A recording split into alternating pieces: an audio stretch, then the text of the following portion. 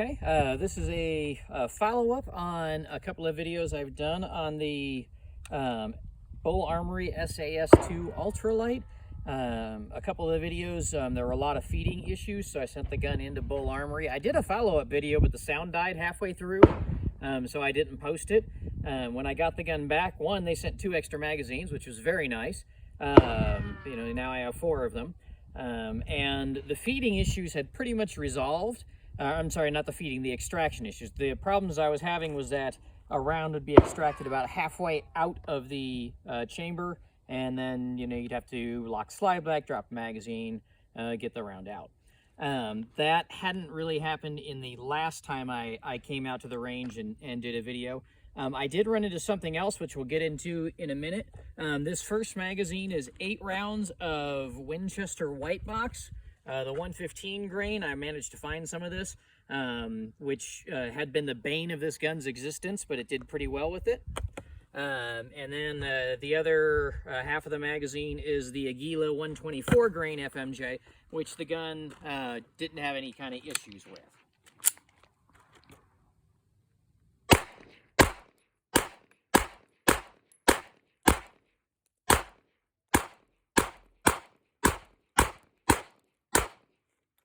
Actually a volume difference between the Winchester white, which is a little bit louder than the Aguila, but went through it without any trouble at all.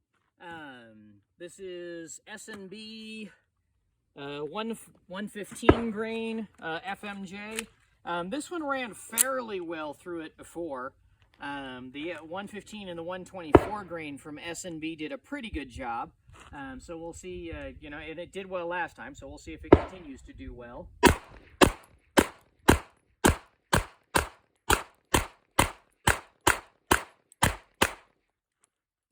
Problems whatsoever.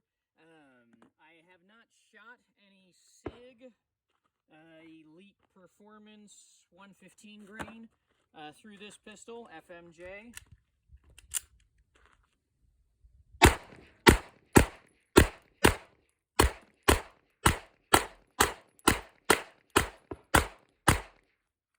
Okay, no problems.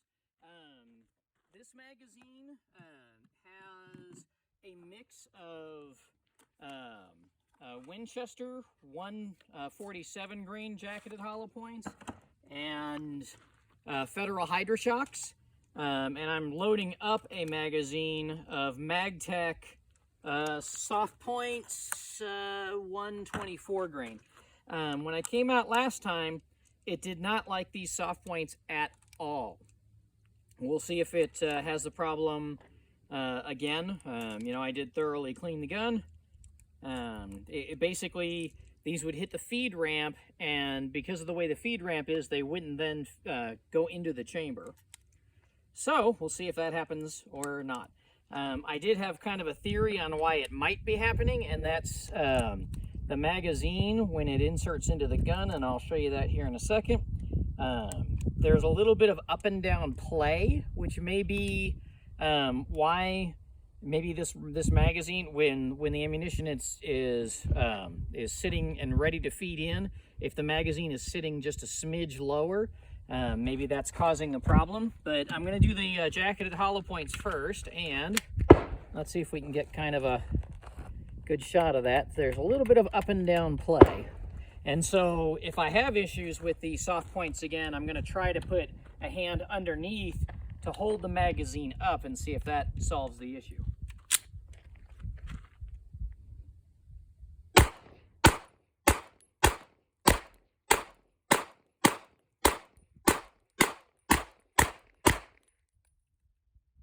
I thought I loaded 15. I guess I only loaded 14.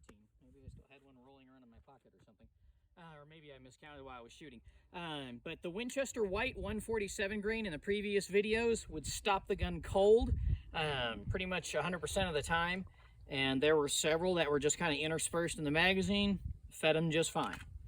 So now we're going to try the soft points, and we'll see if I can get that to where it shows at all with try to get the sun in the right spot. The magazine, you know, there is that up and down play, which may come into effect. We'll see. Again, I mean, obviously you don't want to be holding a gun with your hand under the magazine. But if that becomes a solution for it, then the question is whether or not it's possible to make it so that the magazines ride a little bit higher. This one doesn't have quite as much play. It still has a little up and down play, but the other one had maybe another millimeter or so of play.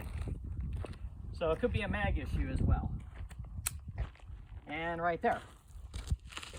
So I tried to pull the slide back, and you can kind of see where, I'll try to get the sun to show it very clearly, how it's impacted on the feed ramp instead of being able to slide in. So we'll see if that continues. And it did. So right there we got the same thing where the soft point is just kind of impacting and then sitting.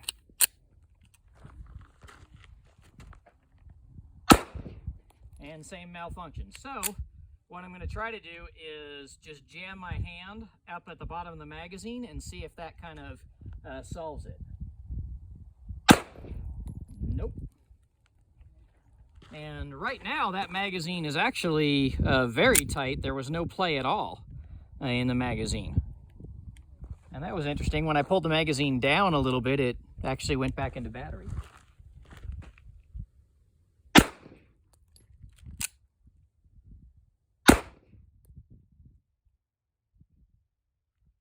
Interesting. There's actually, when that's jammed in forward, there is a lack of play. There's no up and down play right now. So let me put that back in. And now there's a little bit of play. There's a lot more resistance than there was, though. So at the very least,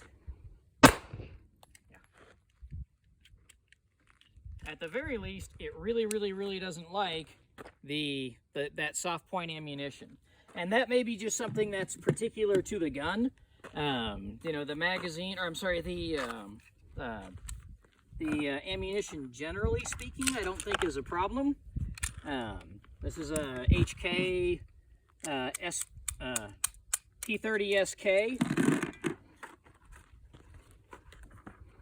That I will. What did I do there? There we go. Sorry, I had to figure out what I was doing.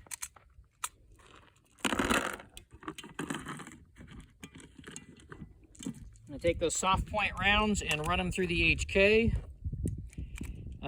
which I don't believe has any issue with feeding anything. HK is a very reliable gun.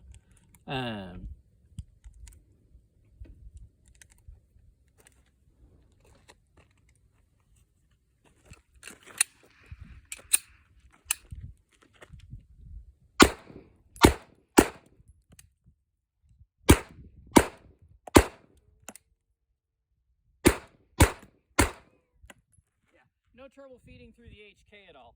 So, you know, the MagTech, the soft point ammunition, the 124 grain, is still a no-go for this gun, but it fed everything else. It fed everything with a jacketed, with a jacket on it, whether it was FMJ or whether it was a hollow point. So, you know, reliability-wise, you know, is this better? Yes, it's quite a bit better. It's a vast improvement.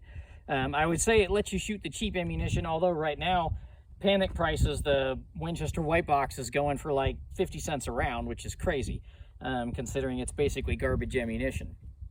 But the pistol now does feed it, and this went through, again, I sent it back to Bul Armory. They paid, they sent me a paid shipping label, and then they paid the shipping back. They gave me 2 mags, you know, so I'm pleased with the reliability with most types of ammunition. Obviously, I'd rather it run with 100% of ammunition, but, you know, some guns are a little pickier, and I think part of that is just how the pistol is engineered, how it's set up. I don't think that's something that necessarily can be changed. And as I drop that on the ground, just to give you a nice view of, oh wait, you gotta pull the plug. There we go. And there we go.